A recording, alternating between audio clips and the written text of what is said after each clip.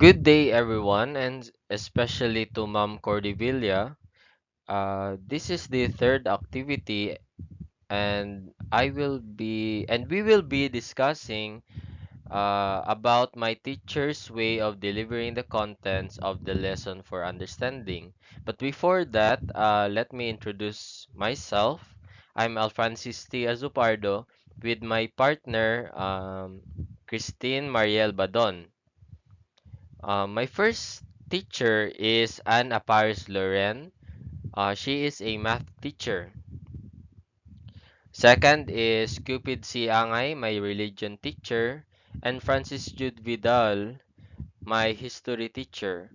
Um, the three of them are in a one institution. That means the three of them is under a Christian school. I have been in a Christian school for a year on my grade 10. Fir, um, First is my math teacher. She is Anna Paris Loren.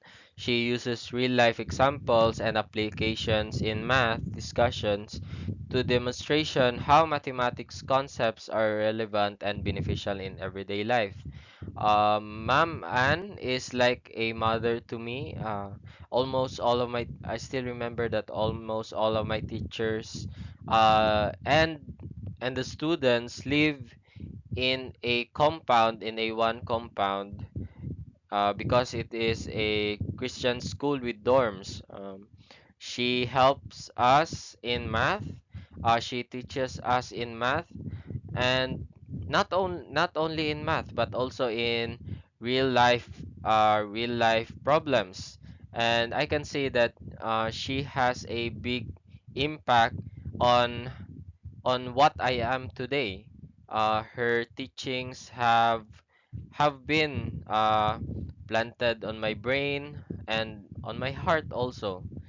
Her method helps students see the practical use of mathematics and encourages engagement and interactions between the subject. I still remember that Ma'am Ann teaches us on on the history of mathematics. She knows where the numbers come from, how the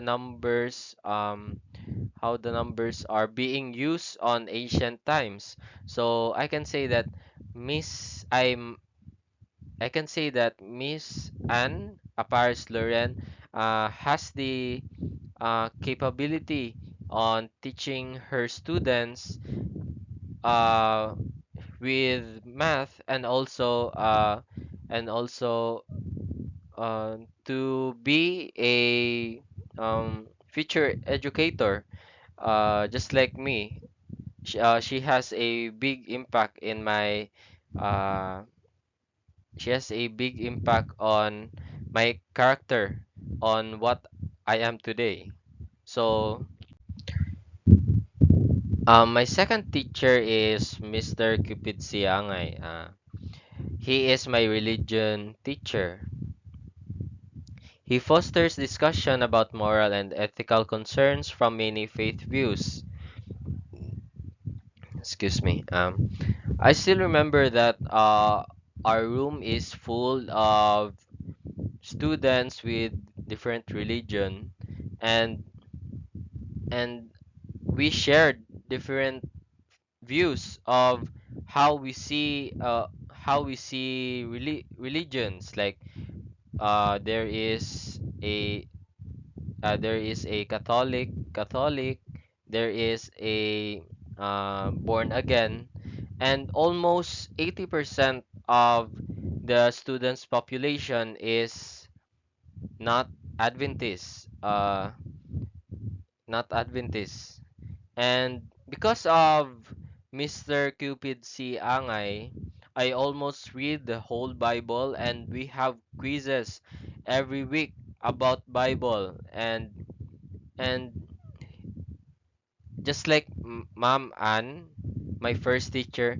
He has a big impact in my uh, in my in my character building, in especially on my spiritual aspects.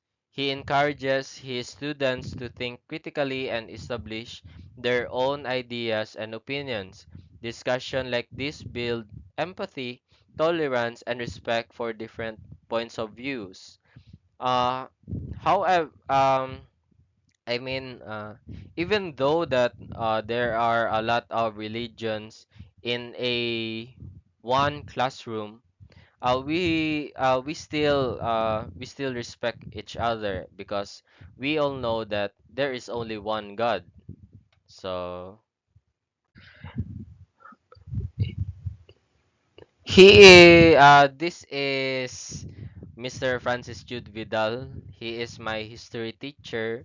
He taught history using primary materials such as letters, diaries, and artifacts, which enabled students to evaluate and comprehend first-hand descriptions of historical events.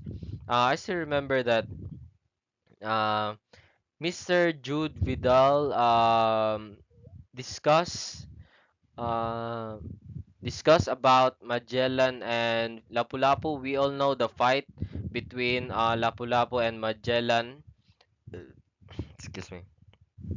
Lapu-Lapu and Magellan, and Magellan was slaughtered by Lapu-Lapu.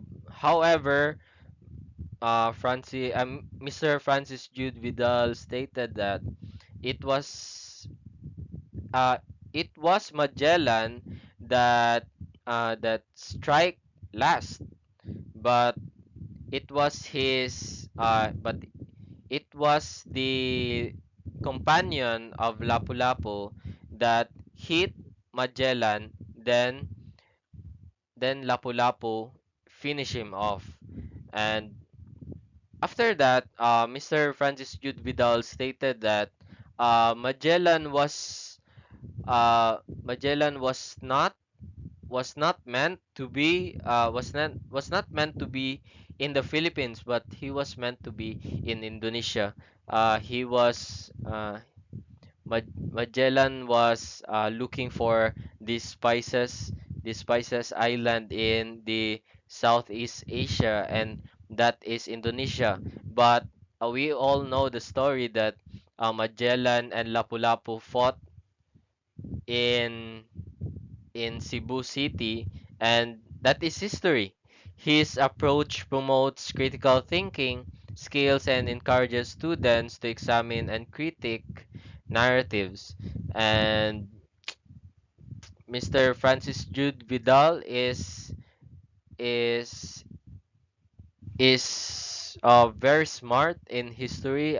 He used different books, different literatures just to teach his students, and also artifacts so we can see on what are the things that so we can see the things that was used before. Uh, he he bought some artifacts that are really hard to find, just like coins or bones of human beings are that are also part of history. And we all know that those things or those artifacts are so hard to find, and it is so uh and it costs a lot of money. But in the side of Mr. Francis Jude Vidal, he uses his resources just to teach his students with a clear with a clear clear discussions, because he wants his students to learn the right facts about history.